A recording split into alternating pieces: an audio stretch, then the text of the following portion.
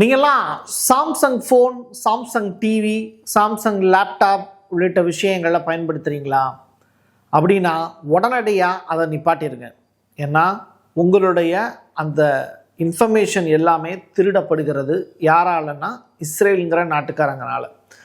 சரி, இது ரிலேட்டடான இன்ஃபர்மேஷன் நம்மக்கிட்ட ஏகப்பட்டது கிடச்சிருக்கு. எந்தெந்த நாடுகள்லாம் இப்போ உஷாராயிருக்காங்க, இந்தியா இதுலேருந்து எப்படி தப்பிக்க போகுது அப்படிங்கிற விஷயங்களோட சேர்த்து வச்சு பங்களாதேஷில் நடந்துக்கிட்டு இருக்கக்கூடிய போராட்டம் எதனால் நடந்துக்கிட்டு இருக்கு, ஹிட்லருடைய டிஎன்ஏ பற்றிய ஒரு இன்ட்ரெஸ்டிங்கான சப்ஜெக்ட் ஒன்று கிடச்சிருக்கு. இந்த மாதிரியான முக்கியமான உலகத்தில் நடந்திருக்கக்கூடிய சம்பவங்களை பற்றி தான் ஒரு தொகுத்து வேர்ல்டு நியூஸினுடைய பேக்கேஜாக இந்த செய்தி தொகுப்பில் பார்க்க போகிறோம்.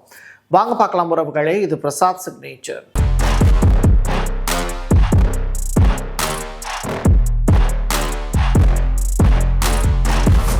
Prasad signature media broadcasting private limited. நீங்க நியூஸ் ரீடரா மாறணுமா, கண்டென்ட் கிரியேட்டரா உருவாகணுமா, சேட்டலைட் சேனல்ல ரிப்போர்ட்டரா வேலை பார்க்கணுமா, டாக்குமெண்ட்ரி மேக்கிங்ல இருந்து ஜேர்னலிசம் பற்றிய முழுமையான பயிற்சி பெற உங்களுக்கான அருமையான வாய்ப்பு. எங்களை தேடி வாங்க. ஆன்லைன் மற்றும் நேரடி பயிற்சி வகுப்புகளும் சர்டிபிகேட் கோர்ஸாவே கத்துத்தரும். மீடியா துறையில் 10 ஆண்டுகளுக்கு மேல அனுபவம் உள்ளவர்கள் பயிற்சி கொடுப்பார்கள். வாய்ஸ் ஓவர் தொடங்கி வாய்ஸ்லெஸ் பீப்புளுக்காக உங்களை சிறந்த ஜேர்னலிஸ்டா உருவாக்க வேண்டியது எங்களோட பொறுப்பு. ஸ்கூல்ஸ் அண்ட் காலேஜஸ்ல ஜூனியர் ஜேர்னலிஸ்ட்ங்கிற பேர்ல ஒர்க் ஷாப்பும் கண்டக்ட் பண்ணி கொடுக்கிறோம். மோட்டிவேஷனல் ஸ்பீக்கரா கடந்த 15 ஆண்டுகளா கல்வி நிறுவனங்களுக்கு நிகழ்ச்சிகளும் நடத்தி தரோம். தொடர்புக்கு 9944790333 94493594 prasadsignature@gmail.com. சமீபத்திய சில மாதங்களுக்கு முன்னாடி சில செய்திகளை நீங்க கேள்விப்பட்டிருப்பீங்க. அந்த செய்தியினுடைய பெயர் பெகாசஸ் அப்படிங்கிற அந்த ஸ்பைவேர் சாஃப்ட்வேர் பற்றி. அது இந்திய நாடாளுமன்றம் வரைக்கும் எதிரொலிச்சது. அவ்வளவு பெரிய பிரச்சனையாக அது பார்க்கப்பட்டது, பேசப்பட்டது. அதுக்கு காரணம் என்ன அப்படின்னா, இஸ்ரேல் நாட்டுக்காரங்க தயாரித்து கொடுத்த அந்த பெகாசஸ் அதற்கு பிறகு இந்தியாவினுடைய மிக முக்கியமான அரசியல்வாதிகளுடைய ஃபோன் என்ன பேசுகிறாங்க அப்படிங்கிறது தொடர்பான விவரங்களை திருடப்படுது அப்படிங்கிறது தான் புகார். அப்போது ஒரு தனி மனிதனுடைய சுதந்திரம் அப்படிங்கிறதோ, இந்தியாவினுடைய டேட்டா அப்படிங்கிறதோ திருடப்பட்டுக்கிட்டு இருக்கு. யாரால் அப்படின்னா யூதர்களால் அப்படிங்கிற ஒரு பெரிய விஷயம் பேசப்பட்டது. அதற்கு பிறகு அதை பஞ்சாயத்து பண்ணி முடித்தாங்க. இப்போது புதுசாக ஒரு ப்ராப்ளம் ஒன்று கிளம்பியிருக்கு. இதே யூதர்கள்னால, இதே இஸ்ரேல்காரங்கனால. அதற்கு பெயர் தான் சாம்சங் ஸ்பைவேர் ப்ராப்ளம் அப்படின்னு சொல்கிறாங்க. இந்த ஸ்பைவேருக்கான இன்ஸ்டலேஷன் ரிலேட்டடான இஷ்யூஸ் ஏகப்பட்டது இருக்குது அப்படிங்கிறத இப்போது நிறையா நாடுகள் கண்டுபிடிச்சிருக்காங்க. அப்படி இந்த யூதர்கள், இந்த மொசாட்டை சேர்ந்த உளவு அமைப்பினர் எப்படி இந்த தங்கள் நினச்ச விஷயத்தை சாதிக்கணும் அப்படிங்கிறதுக்காக, உலகின் பல்வேறு நாடுகளை அடிமைப்படுத்தணுங்கிறதுக்காக அவங்களுடைய டிஜிட்டல் டேட்டாக்களை திருடுறாங்க அப்படிங்கிறது தான் முக்கியமான விஷயம். சாம்சங் அப்படிங்கிற அந்த ப்ராடக்ட் அப்படிங்கிறது சவுத் கொரியாவில் தயாரிச்சுக்கிட்டு இருக்காங்க. அதனுடைய மேனுஃபேக்சரிங் அப்படிங்கிறது இந்தியாவிலையும் நடக்குது, வியட்நாம்லேயும் நடக்குது. சீனா ஹோல்சேல் டிஸ்ட்ரிபியூட்டராக இருந்து அந்த வேலையை செய்கிறாங்க. இப்போ ப்ராப்ளம் என்ன அப்படின்னா, இந்த பெகாசஸ் அப்படிங்கிற அந்த உளவு அமைப்பை எப்படி ஸ்ட்ராங் ஆக்கினாங்களோ இஸ்ரேல், அதே மாதிரி ஒரு ஸ்பைவேர் இன்ஸ்டாலேஷன் மூலிமா சாம்சங்குள்ளே உள்ளே பூந்துட்டாங்க. அதை டெலீட் பண்ணவே முடியலை அப்படிங்கிறாங்க உலகின் பல்வேறு நாடுகள். குறிப்பாக ரஷ்யா இருக்காங்கல்ல, அவங்க இதை கண்டுபிடிச்சி சைனாவுக்கு இன்ஃபர்மேஷனை பாஸ் பண்ணுறாங்க. சைனா தன்னுடைய கண்ட்ரிஸ், நட்பு நாடாக இருக்கக்கூடிய வடகொரியாவுக்கும் இந்த இன்ஃபர்மேஷனை ஷேர் பண்ணுறாங்க. அப்போது வடகொரியா பக்கத்து நாடாக இருக்கக்கூடிய தென்கொரியாவிட்ட சேட்டலைட் ரிலேட்டடாக ஏகப்பட்ட இன்ஃபர்மேஷனை பிளாக் பண்ணி வச்சுருக்காங்க. அதனால வடகொரியா தப்பிச்சுக்குச்சு. இப்போது இந்த ஸ்பைவேர் இன்ஸ்டாலேஷன் மூலிமா சாம்சங் ப்ராடக்டை யூஸ் பண்ணக்கூடியது யாருன்னு வேர்ல்டு வைடாக செக் பண்ணி பார்க்கும்போது இந்தியர்களும் சீனர்களும் தான் அதிகமான அளவில் இதை பயன்படுத்துகிறாங்க. சீனா இடையில ஒரு சம்பவம் ஒன்று பண்ணாங்க. இஸ்ரேலில் இருக்கக்கூடிய நெதன்யாகு தண்டிக்கப்பட வேண்டியவர், ஐசிசிங்கிற இன்டர்நேஷ்னல் கிரிமினல் கோர்ட் ஆஃப் ஜஸ்டிஸில் அவர் தண்டனைக்கு உள்ளாக வேண்டியவர் அப்படிங்கிற ஒரு விஷயத்தை பதிவு செஞ்சாங்க.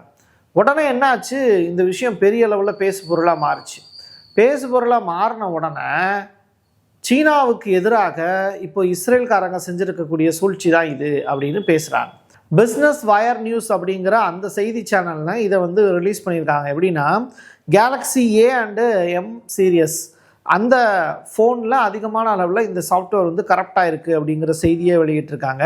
ஸோ இது இஸ்ரேல் நாட்டுக்காரங்க உலகத்திற்கு செய்யக்கூடிய பெரிய அளவிலான சதி அப்படின்னு சொல்லப்படுது. ரஷ்யா, இந்தோனேஷியா இந்த நாடுகள் எல்லாத்துலேயுமே இந்த ஃபாக்ஸ்கான் தயாரித்த ஆப்பிள் அப்படிங்கிற அந்த ஃபோனை வந்து தடை பண்ணிட்டாங்க அப்படிங்கிற செய்தி.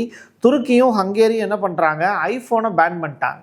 ரஷ்யா என்ன பண்ணுறாங்க, பிரிக்ஸ் தயாரிக்கக்கூடிய ஃபோன்களை மட்டும் இனிமேல் வாங்குங்க, அது தொடர்பான லேப்டாப்புகளை மட்டும் வாங்குங்க, மற்ற நாடுகள் தயாரிக்கக்கூடிய விஷயங்களை வாங்காதீங்க. பிரிக்ஸ்னால் உங்களுக்கு தெரியும்.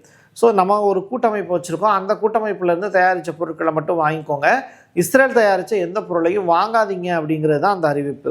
அதோடு சேர்த்து வியட்நாமில் சோதனை முயற்சியாக வந்து ரஷ்யாவோட கேன்சர் மருந்து வந்து பயன்படுத்தப்பட்டுக்கிட்டு இருக்கு அப்படிங்கிற ஒரு நல்ல தகவலும் கிடச்சிருக்கு. ரஷ்யா கேன்சருக்கான மருந்தை இலவசமாக கொடுக்குது அப்படிங்கிற ஒரு முயற்சியில் ஈடுபடும் போது உலகளவில் கேன்சருக்கான மாஃபியா, மருந்து மாஃபியா அப்படிங்கிறது தடுக்கப்படும். ஏற்கனவே வந்து இதன் கேன்சர் மருந்தை குணப்படுத்த முடியாது அப்படின்னு சொல்லிக்கிட்டு இருக்கக்கூடிய நபர்களுக்கு ஆப்படிக்கக்கூடிய விதமாக ரஷ்யாவினுடைய இந்த புதிய மருந்துங்கிறது பெரிய அளவில் பயன்படுங்கிறதுல நம்பிக்கையோடு இருக்காங்க மக்கள். அதில் ஒரு பகுதியாக தான் அமெரிக்காவுக்கு எதிராக போராடி வெற்றி கண்ட வியட்நாம் அப்படிங்கிற நாட்டுக்கு இதை பரிசாக கொடுத்து அழகு பார்த்துருக்காங்க ரஷ்யா நாட்டுக்காரங்க. மெக்சிகோவிலையும் பஞ்சாயத்து அப்படிங்கிறது பெரிய அளவில் போயிட்டுருக்கு. காரணம் என்னென்னா, ஜெனிசட் அவங்க நடத்தக்கூடிய போராட்டம். சரி, மெக்சிகோவில் எதற்காக போராட்டங்கள்லாம் நடத்துகிறாங்க அப்படின்னு சொல்லி பார்க்கும்போது, அந்த நாட்டில் கத்தோலிக்க கிறிஸ்தவர் ஒருத்தர் ஆட்சி பண்ணுறாரு, அது எங்களுக்கு பிடிக்கல, இவங்க அமெரிக்காவினுடைய ஏகாதிபத்தியம் தான் இந்த நாட்டில் வந்து தலை தோலுங்குவதற்கு மெக்சிகோ இந்த வேலையை செஞ்சுக்கிட்டு இருக்காங்க அப்படின்னு சொல்லிட்டு ஒரு பெரிய போராட்டம்லாம் நடத்துகிறாங்க. ஸோ மெக்சிகோ நாட்டில் ஏற்கனவே போதைப் பொருட்கள் ரிலேட்டடான விஷயங்களும் அந்த நாட்டை சேர்ந்த பெண்களுக்கு பாதுகாப்பு இல்லை அப்படிங்கிறது தொடர்பான விவரங்களும் பேசு பொருளாக மாறி இருந்தது. இப்படிப்பட்ட சூழ்நிலையில் மெக்சிகோவில் ஜெனிசட் நடத்தக்கூடிய போராட்டங்கிறது பேசு பொருளாக மாறி இருக்கு.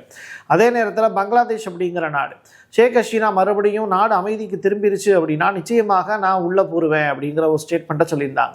இப்போ அவங்க டெல்லியில் இருக்காங்க, இந்தியா பாதுகாப்பான நாடுங்கிற ஸ்டேட்மெண்ட்டை சொல்லியிருக்காங்க. அப்படி இருந்தாலும் தாய்நாட்டுக்கு போகணும் அப்படின்னு நினைக்கக்கூடிய அவங்களுடைய பெருத்த ஆசைங்கிறது நிறைவேறுமா அப்படிங்கிறத பொறுத்திருந்து பார்க்கணும்.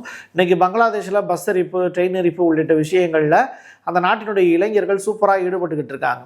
சூப்பர் அப்படிங்கிற ஒரு வார்த்தை வருத்தத்துக்குரியதாக தான் பதிவு செய்கிறேன்.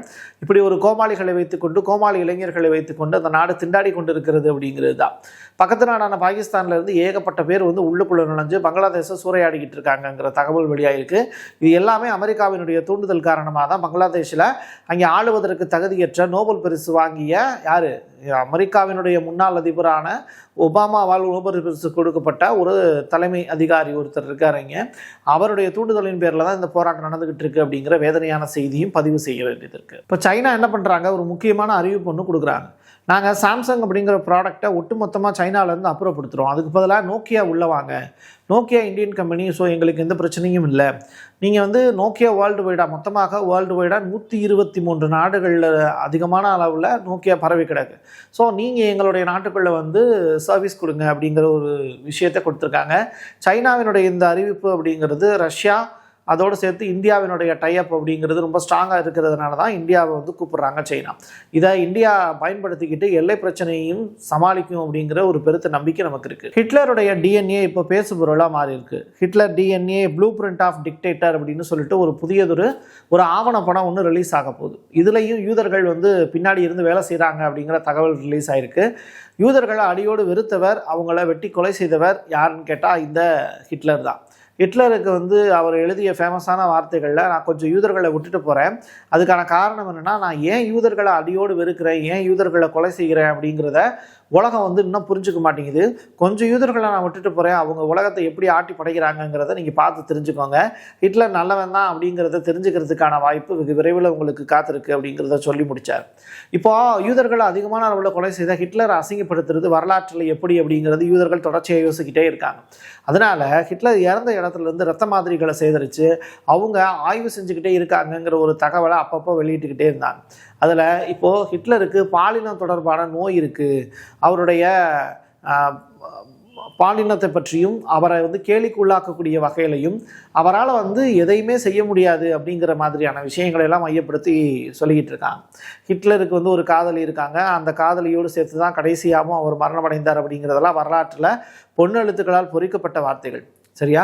அப்படிப்பட்ட விஷயங்கள் எல்லாத்தையுமே ஹிட்லரை பற்றி ஒரு போலியான ஒரு விஷயத்தை இத்தனை வருஷங்கள் கழித்து வெளியிடுறாங்க, டிக்டேட் பண்ணுறாங்க அப்படின்னா அது எந்த அளவிற்கு மோசமாக யூதர்களுடைய கெட்ட சிந்தனையை வெளிப்படுத்துது அப்படிங்கிறத நீங்கள் யோசிச்சு பார்த்துக்கலாம். இந்த ஆவணப்படத்தில் ஹிட்லரை மோசமாக சித்தரிக்கக்கூடிய நிகழ்வுகள் அரங்கிறது. ஹிட்லர் யூதர் இல்லை அப்படிங்கிற ஒரு விஷயத்தை மையப்படுத்தியிருக்காங்க. அதே நேரத்தில் ஹிட்லருடைய டிஎன்ஏல பழிவாங்கக்கூடிய உணர்ச்சி, யூதர்களை பழிவாங்கக்கூடிய உணர்ச்சி எப்போது தூண்டப்பட்டது அப்படிங்கிறது தொடர்பான ஆய்வுகளும் நிகழ்த்தியிருக்காங்க அப்படிங்கிற விஷயங்கள்லாம் வெளியாகிட்டு இருக்கு. ஸோ இது ரிலேட்டடாக நீங்கள் ஒரு விஷயத்தை புரிஞ்சுக்கணும். யூதர்கள் தொடர்ச்சியாக ஒரு மனிதன் இறந்ததற்கு பிறகும் அந்த வேலையை செய்கிறாங்க.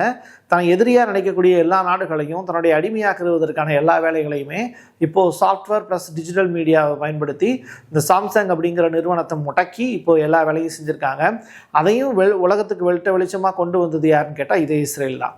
ஸோ இஸ்ரேல், யூதர்கள், இப்படிப்பட்ட நபர்கள் வந்து நம்முடைய தமிழ்நாட்டிலையோ இந்தியாவிலையோ உள்ளே புகுறாங்கன்னா அவங்கள ஜாக்கிரதையாக ஹேண்டில் பண்ணி அவங்கள அப்புறப்படுத்த வேண்டியது பெரிய கடமை நமக்கு ஒன்று இருக்குது. அதை மட்டும் மறந்துடாதீங்க. அவங்களுடைய வம்சாவளியில் இருக்கிறவங்க இப்போ நம்முடைய கருவறையிலையும், கோயில் கருவறைகள்லையும் இருக்காங்க. அவங்களையும் எப்போ விரட்ட போகிறீங்க அப்படிங்கிற பெருத்த கேள்விகளையும் நம்ம ஊரில் இருக்கக்கூடிய மக்களை பார்த்து கேட்க வேண்டிய தேவை இருக்குது. ஏன்னா என் கையெழுத்து என் மக்களுக்கான உறவுகளே. மீண்டும் ஒரு பதிவில் சந்திக்கலாம். நன்றி, வணக்கம். Prasad signature media broadcasting private limited. நீங்க நியூஸ் ரீடரா மாறணுமா? கண்டென்ட் கிரியேட்டரா உருவாகணுமா? சேட்டலைட் சேனல்ல ரிப்போர்ட்டரா வேலை பார்க்கணுமா? டாக்குமெண்ட்ரி மேக்கிங்ல இருந்து ஜேர்னலிசம் பற்றிய முழுமையான பயிற்சி பெற உங்களுக்கான அருமையான வாய்ப்பு. எங்களை தேடி வாங்க. ஆன்லைன் மற்றும் நேரடி பயிற்சி வகுப்புகளும் சர்டிபிகேட் கோர்ஸாவே கத்துத்தரும். மீடியா துறையில் 10 ஆண்டுகளுக்கு மேல அனுபவம் உள்ளவர்கள் பயிற்சி கொடுப்பார்கள். வாய்ஸ் ஓவர் தொடங்கி வாய்ஸ்லெஸ் பீப்புளுக்காக உங்களை சிறந்த ஜேர்னலிஸ்டா உருவாக்க வேண்டியது எங்களோட பொறுப்பு. ஸ்கூல்ஸ் அண்ட் காலேஜஸ்ல ஜூனியர் ஜேர்னலிஸ்ட்ங்கிற பேர்ல ஒர்க் ஷாப்பும் கண்டக்ட் பண்ணி கொடுக்கிறோம். மோட்டிவேஷனல் ஸ்பீக்கரா கடந்த 15 ஆண்டுகளா கல்வி நிறுவனங்களுக்கு நிகழ்ச்சிகளும் நடத்தி தரோம். தொடர்புக்கு 9944790333 94493594 prasad signature@gmail.com.